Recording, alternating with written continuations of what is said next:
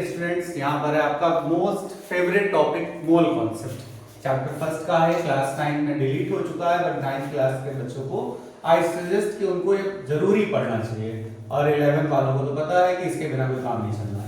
तो mole concept के बारे में देखेंगे कि मोल कॉन्सेप्ट क्या होता है। जैसे कि अगर हमें काउंटिंग की बात करनी हो, रुपयों की बात करनी होती, तो हम लोग 100, 1000, lakh, crore, million, billion, trillion सब कुछ की बात करते हैं। लेकिन जब नंबर ऑफ एटम्स की बात होती है तब भी हमारे पास एक नंबर है। तो मोल कुछ बहुत ज्यादा डिफरेंट नहीं है। One mole is just like a number, like millions, billions और ट्रिलियंस। जैसे मिलियन, बिलियन, ट्रिलियन होते हैं। मिलियन 10 की पावर 6 है, बिलियन 10 की पावर 9 है, ट्रिलियन 10 की पावर 12 है, लाख 10 की पावर 5 है, करोड़ 10 की पावर 7 है। उसी तरीके से हमारा मोल भी है। मोल भी एक नंबर है। मोल क्या है? एक नंबर है। अब कैसे पता चला था नंबर? तो 1 mole is the number of particles that are exactly present in 12 gram of carbon 12 atom. 1 mole is the number of particles that are exactly present in 12 gram of carbon 12 atom। यानी कि एवोगाड्रो नाम के एक scientist थे, उन्होंने अपने experiments के through, experimental study के थ्रू उन्होंने बताया, उन्होंने कहा कि हमारे पास देखो दो तरीके के आइसोटोप होते हैं कार्बन के, कार्बन 12 होता है, कार्बन 14 होता है। तो उन्होंने कार्बन 12 को अपना बेसिस बनाया, और कार्बन 12 में उन्होंने कहा कि 12 ग्राम में जितने भी पार्टिकल्स होंगे, कार्बन 12 के 12 ग्राम में जितने भी पार्टिकल्स होंगे, उन पार्टिकल्स के एक नंबर को हम 1 मोल कहते हैं। तो 1 मोल क्या है? 1 मोल है हमारा, 1 मोल इक्वल्स टू क्या होना चाहिए? 1 मोल हमारा है, 1 मोल इक्वल्स टू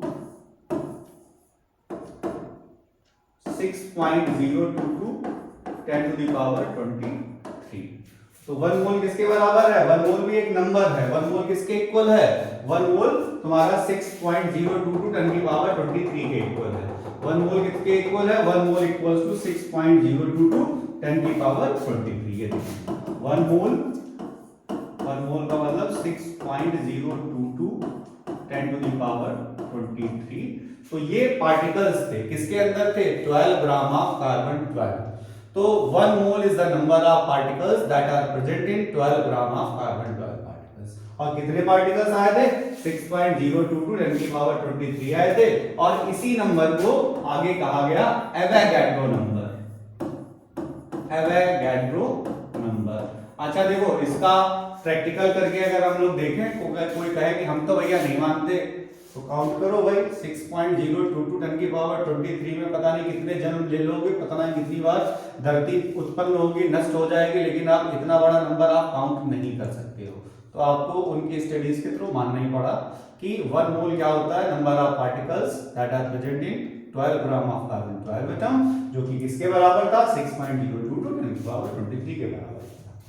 अब मोल कॉन्सेप्ट हो गया हमारा। और मोल कॉन्सेप्ट जब भी आपसे पूछा जाएगा तो उसमें यही बताएंगे कि मोल की जो अवधारणा थी, मोल को जब सोचा गया कि 1 मोल क्या है, तो अगर आपसे कोई पूछे 1 मोल क्या है, तो 1 मोल एक नंबर है। किसके इक्वल है? 12 ग्राम ऑफ कार्बन 12 पार्टिकल्स के इक्वल। 12 ग्राम कार्बन में जितने पार्टिकल्स थे उसको 1 मोल कर दिया गया। कितना था वो? 6.022 10 की पावर 23 था।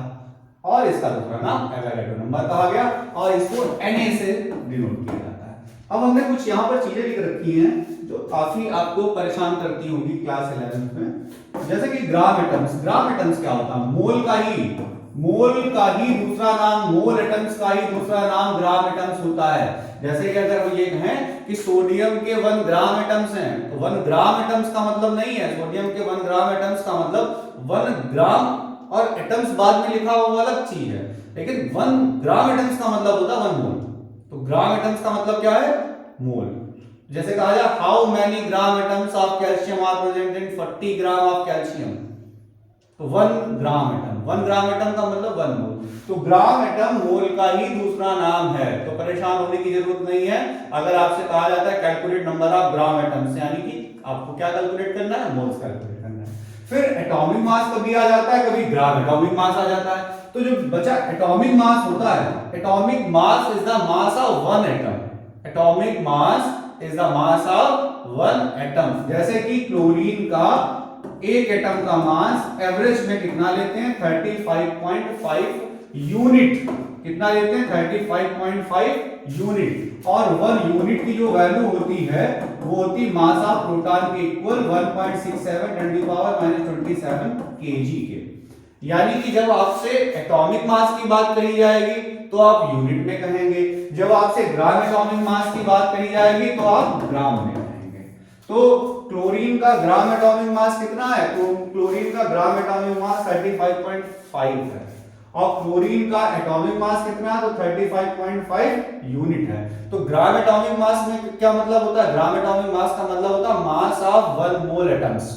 क्या होता है? Mass of 1 mole atoms. अभी आप क्लास 11th में कई बार परेशान हुए होंगे, टीचर्स ने कई बार क्या किया होगा, कभी उन्होंने कैल्शियम की जगह 40 ग्राम लिखा होगा और कभी उन्होंने कैल्शियम की जगह 40 यूनिट लिखा होगा। तो क्या डिफरेंस है दोनों में? जब उन्होंने 40 ग्राम लिखा तो इसका मतलब उनका वो ग्राम एटॉमिक मास लिखा। कैल्शियम के 1 मोल एटम्स, कैल्शियम के 6.022 10 की पावर 23 एटम्स का जो मास होगा उसको हम लोग कहेंगे 40 ग्राम। कैल्शियम के 6.022 10 की पावर 23 एटम्स के मास को हम लोग क्या कहेंगे? ग्राम एटॉमिक मास, जो कि है 40 ग्राम। लेकिन कैल्शियम के एक एटम का मास कितना है? तो वह है 40 यूनिट। कैसे बना? 20 प्रोटॉन 20 न्यूट्रॉन्स की वजह से। ठीक है, तो कितना है? 40 यूनिट और 40 ग्राम। तो 40 यूनिट क्या है? 40 यूनिट है एटॉमिक मास, एक एटम का मास, और 40 ग्राम का मतलब है ग्राम एटॉमिक मास, यानी कि 1 मोल एटम्स का मास। सेम केस है मॉलिक्यूलर मास में और मोलर मास में। बच्चा लोग 18 ग्राम कभी लिखा होता, कभी 18 यूनिट लिखा होता। 18 यूनिट लिखा है, 18 ग्राम लिखा है, दोनों में क्या फर्क है? वाटर का जो मास होता है, वाटर का, अगर वाटर के मॉलिक्यूलर मास की बात करें तो वाटर का मॉलिक्यूलर मास मतलब mass of 1 molecule. Water 1 mass of 1 molecule कितना है? 18 यूनिट। और वाटर के मोलर मास, मोलर मास का मतलब क्या होता है? मास ऑफ 1 मोल मॉलिक्यूल्स, वो कितना है? 18 ग्राम। तो mass of 1 mole molecules molar mass, mass of 1 molecules molecular mass. जो मॉलिक्यूलर मास आएगा वो एक मॉलिक्यूल का मास होगा, वो यूनिट में होगा, और जो मोलर मास होगा 1 मोल मॉलिक्यूल्स का मास होगा, जो कि ग्राम में होगा। तो आपके जो छोटे छोटे टर्म्स हैं वो चीज समझ में आई आपको? जैसे फार्मूला यूनिट मास दिया गया एनसीईआरटी में, तो फार्मूला यूनिट मास में क्या होता है? जब अलग अलग साल्ट होते हैं, कई सारे साल्ट मिलते हैं और साथ में वाटर मॉलिक्यूल्स वगैरह होते हैं, तो टोटल मास जब निकालते हैं उसको फार्मूला यूनिट मास कहा जाता है। तो यूनिट का मतलब है कि एक मॉलिक्यूल का मास, और मोलर का जब भी टर्म आएगा तो वहां पर 1 मोल मॉलिक्यूल्स का मास। क्योंकि एक्चुअल में अगर हम लोग सपोज करो कि अगर तुम अपने पास में सिर्फ 18 ग्राम वाटर भी लोगे ना बेटा, तो 6.022 10 की पावर 23 मॉलिक्यूल्स होंगे। इतने ज्यादा मॉलिक्यूल्स हम काउंट ही नहीं कर सकते। तो उसके अगर एक मॉलिक्यूल का मास कहा जाए तो उसके एक मॉलिक्यूल का तो पता ही नहीं चलेगा कि वो एक मॉलिक्यूल का मास हम लोग काउंट ही नहीं कर पाएंगे। कौन सी ऐसी मशीन है जो एक मॉलिक्यूल का मास हमें पता चल जाए? 18 यूनिट एक प्रोटॉन के मास का। तो बहुत हाई साइंटिफिक रिसर्चर्स में आप उनके पास जो डिवाइसेस होंगी उनसे पता कर सकते हैं, वरना एक मॉलिक्यूल का मास, एक मॉलिक्यूल को आप पकड़ नहीं सकते, तो उसका मास कहां से निकालेंगे?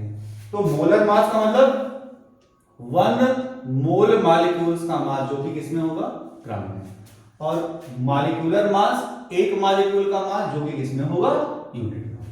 अब आगे की तरफ चलते हैं हम लोग। तो मोल्स निकालने के कई सारे तरीके हैं, जैसे कि एक फार्मूला है given mass upon gram atomic mass. याद रखना, ग्राम एटॉमिक मास का मतलब 1 ग्राम एटम्स, यानी 1 मोल एटम्स का मास। दूसरा फार्मूला क्या है? गिवन मास अपॉन मोलर मास। अगर हमको एटम नहीं बल्कि मॉलिक्यूल दिया गया है तो हम लोग क्या करेंगे? मोलर मास लगाएंगे। मोलर मास वही 1 मोल मॉलिक्यूल्स का मास, यानी किसमें होना चाहिए? ग्राम में। फिर number of particles upon Avogadro number. कई बार वो तुमसे क्या कह देते हैं? मॉलिक्यूल्स दे देते हैं। कई बार वो कहते हैं कि हमारे पास इतने मॉलिक्यूल्स हैं, इतने एटम्स हैं, और हमें क्या करना है? हमें उनमें नंबर ऑफ मोल्स निकालने हैं, तब भी हम लोग निकाल सकते हैं। कई बार वो क्या कहते हैं? नंबर ऑफ पार्टिकल्स देते हैं और मास पूछ लेते हैं, तो हम लोग इन दोनों फॉर्मूलों को इक्वल कर लेंगे, यानी कि नंबर ऑफ पार्टिकल्स दिए गए, नंबर ऑफ मोल्स निकालो, नंबर ऑफ मोल्स दिया गया हो तो ग्राम एटॉमिक मास से मल्टीप्लाई कर दो, गिवन मास आ जाएगा। उसी तरीके से ये फोर्थ पोर्शन है। जब हम किसी गैस की बात करते हैं किसी क्लोज्ड कंटेनर में, तो हम लोग गैस का मास नहीं देखते हैं, हम लोग उसका वॉल्यूम देखते हैं कि वहां पर उस गैस का उस कंटेनर में वॉल्यूम क्या है। तो standard temperature and pressure, standard temperature pressure पे उसका जो भी वैल्यू होगा, अगर हम उसमें 22,400 मिलीलीटर से डिवाइड कर दें तो हमें 1 मोल मिल जाएगा। किसी भी गैस के 1 मोल मॉलिक्यूल्स का वॉल्यूम हमेशा 22,400 मिलीलीटर होता है।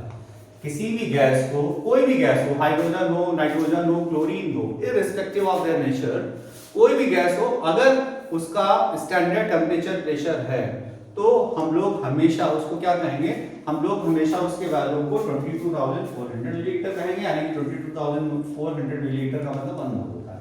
अब हम लोग यहाँ पर कुछ क्वेश्चन प्रैक्टिस करेंगे, देखेंगे। सबसे पहले अगर हमसे कहा गया है 36 ग्राम ऑफ वाटर दिया गया है और हमसे कहा जाए कि हमें यहाँ पर पहले मोल कैलकुलेट करने हैं, फिर हमको यहाँ पर मॉलिक्यूल कैलकुलेट करने हैं, फिर हमको एटम्स कैलकुलेट करने हैं, फिर हमको यहां पर इंडिविजुअल एटम्स कैलकुलेट करने हैं।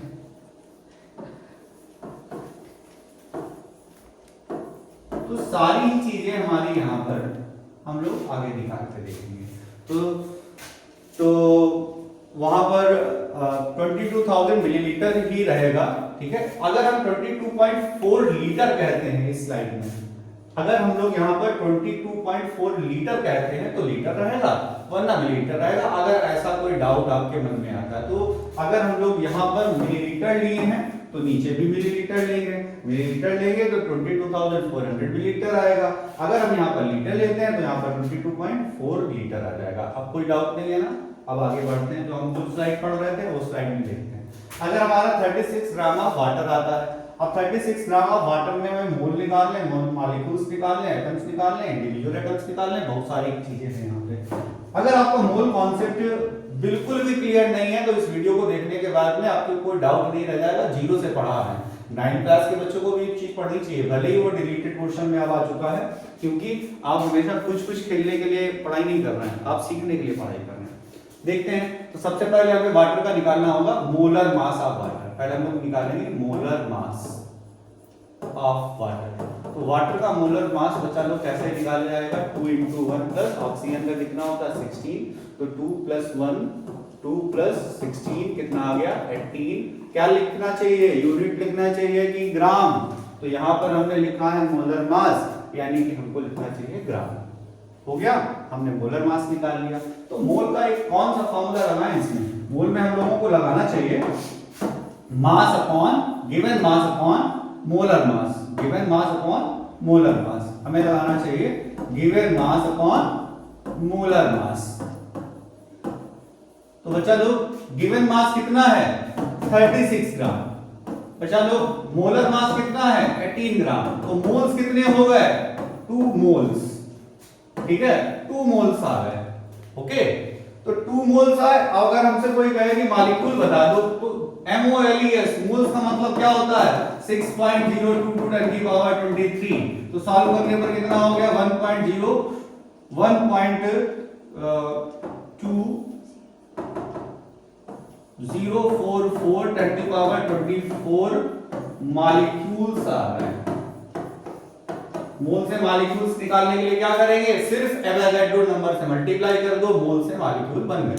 अब हम लोग मॉलिक्यूल के बाद अगर हमसे कोई कहते हैं यहाँ पर एटम्स कितने हैं, तो बच्चा देखो यहाँ पर एक मॉलिक्यूल में कितने एटम है, 2 हाइड्रोजन के एटम है, 1 ऑक्सीजन का एटम है, तो टोटल कितने एटम हो गए, तो यहाँ पर हुए 3 एटम्स। अब जबकि यहाँ पर हुए 3 एटम्स, तो हम लोग यहाँ पर क्या करेंगे 3 से मल्टीप्लाई कर देंगे, टोटल एटम्स आ जाएंगे। अगर कोई कहे हाइड्रोजन के एटम्स कितने हैं, तो हम लोग क्या करेंगे 2 से मल्टीप्लाई कर देंगे, हाइड्रोजन के एटम्स कह देंगे।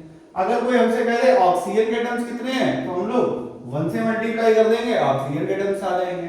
आगे बढ़ते हैं, एक क्वेश्चन देखते हैं। जैसे कि अगर हमसे कहा जाए कि 351 ग्राम ऑफ 300, यहां पर लेते हैं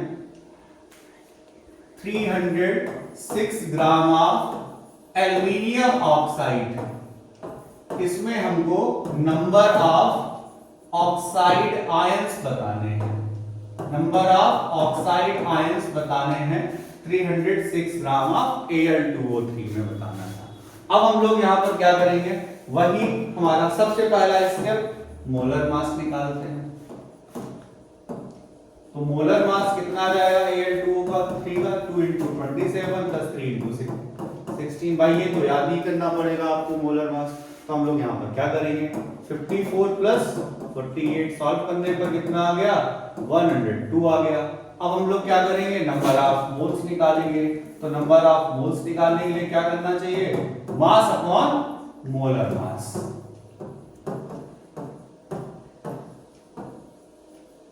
तो कितना हो जाएगा 306 डिवाइडेड बाय 102। सॉल्व करने पर कितना आ गया 3 मोल आ गया। तो बच्चा अगर हम लोगों को यहाँ पर मॉलिक्यूल में कन्वर्ट करना होगा तो हमने मोल का मतलब बता रखा है ना। मोल का मतलब क्या बता रखा है 3 into 6.022 10 to the power 23 यानी कि 1.8066 10 to the power 24 मॉलिक्यूल। इतने मॉलिक्यूल्स आ गए। अब एक मॉलिक्यूल में कितने ऑक्साइड आयन है 3। तो हम लोग क्या करेंगे 3 into 1.8066 10 to the power 24। Solve करने पर हमारे पास में कितना आ जाएगा सॉल्व करने पर हमारे पास आ जाएगा 5.4198 into 10 to the power 24 oxide ions.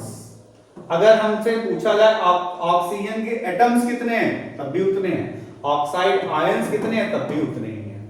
अगर हमसे पूछा जाए एल्युमिनियम आयंस कितने थे तो हमारा जो भी एल्युमिनियम का आया था वैल्यूम एल्युमिनियम का जो भी हमारे पास में एल्युमिनियम ऑक्साइड का मॉलिक्यूल्स आए थे हम लोग 2 से मल्टीप्लाई कर देते एल्युमिनियम के आ जाते। एक क्वेश्चन और देखते हैं। अगले क्वेश्चन में हम लोग देखेंगे कि अगर हमसे कह दिया जाए कि 11.2 मिलीलीटर ऑफ हाइड्रोजन थी और हमसे पूछा गया कि इसके पास कितने सारे 11.2 मिलीलीटर ऑफ हाइड्रोजन थी और हमसे पूछा गया कि इसके पास कितने सारे हाइड्रोजन एटम्स हैं। तो अब बच्चा लोग यहाँ पर मास का कोई केस नहीं है, वॉल्यूम वाला केस है। तो हम लोग नंबर ऑफ मोल्स निकालो। तो नंबर ऑफ मोल्स निकालने में हम लोग क्या करेंगे volume of gas upon volume of gas at STP upon 22,400 millilitre.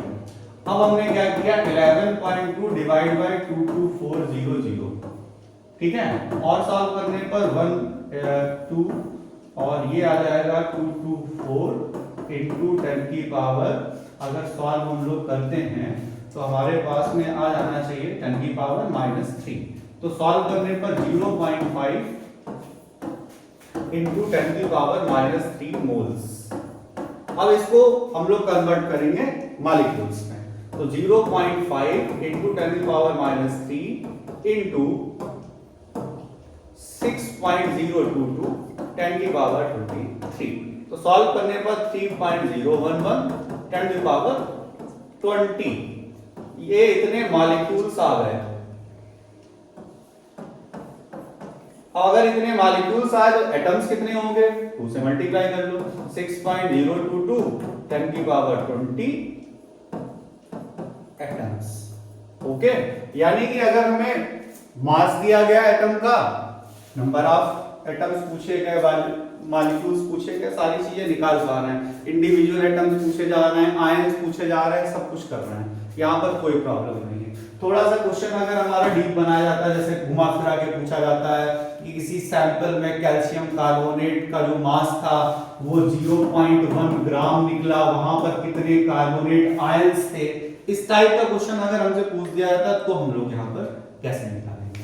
यहाँ पर कार्बोनेट आयंस अगर हमसे पूछे जाएंगे तो हम लोग देखो कैसे निकालते हैं 0.1 ग्राम था। ओके तो हम लोग पहले निकालेंगे मोलर मास ऑफ CaCO3 तो कितना आ जाएगा कैलकुलेट करके देखना 100 ग्राम। तो निकालेंगे नंबर ऑफ मोल्स। तो बच्चा लोग नंबर ऑफ मोल्स कितने आ जाएंगे मास अपॉन मोलर मास। सॉल्व करने पर 10 की पावर -3 मोल्स। अब मोल को अगर हमें कन्वर्ट करना है मॉलिक्यूल्स में क्या करेंगे एवोगैड्रो नंबर से मल्टीप्लाई। सॉल्व करने पर 6.022 10 की पावर 20 मॉलिक्यूल्स। इतने मॉलिक्यूल्स आ गए। अब सोचो हमारे पास था कैल्शियम कार्बोनेट, अगर देखें तो Ca2+ CO3 2-, यानी कि एक मॉलिक्यूल अगर होता है तो हमारे पास एक कैल्शियम का आयन होता है और एक कार्बोनेट का आयन होता है, यानी कि जितने कैल्शियम कार्बोनेट के मॉलिक्यूल होंगे उतने ही कैल्शियम के आयन होंगे, उतने ही कार्बोनेट के आयन होंगे। तो इस क्वेश्चन में हमारे पास कितने मॉलिक्यूल्स आए, जितने मॉलिक्यूल्स आए उतने ही कार्बोनेट आयन आएंगे हमारे पास। तो इसमें हमें कोई प्रॉब्लम नहीं होनी चाहिए। कई बार हमसे क्वेश्चन थोड़ा सा घुमा के पूछ दिया जाता है, हमसे कहा जाता है calculate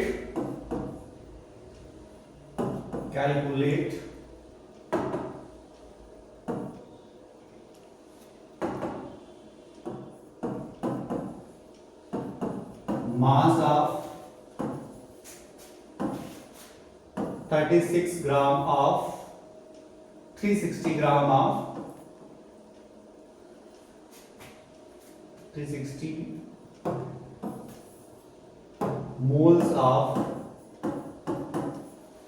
methane. 360 moles of methane है। अब इसका मास हमें निकालना है। अब हमें यहाँ पे नंबर ऑफ मोल्स दिए गए, हम लोग क्या करेंगे, मोलर मास है 16 ग्राम। कैसे आया था, 12 + 4 × 1 कितना आ जाएगा, 16 ग्राम। अब मास का फॉर्म, नंबर ऑफ मोल्स का फॉर्मूला क्या है, तो number of moles equals to mass upon molar मास।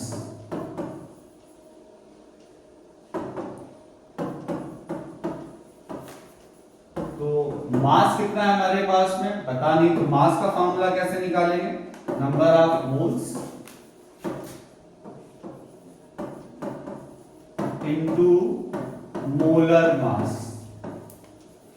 तो नंबर ऑफ मोल्स हमारे पास कितने हैं, यहां पर अगर हमने सॉल्व किया तो 360 और मोलर मास कितना है 16। सॉल्व करने पर कितना आ गया,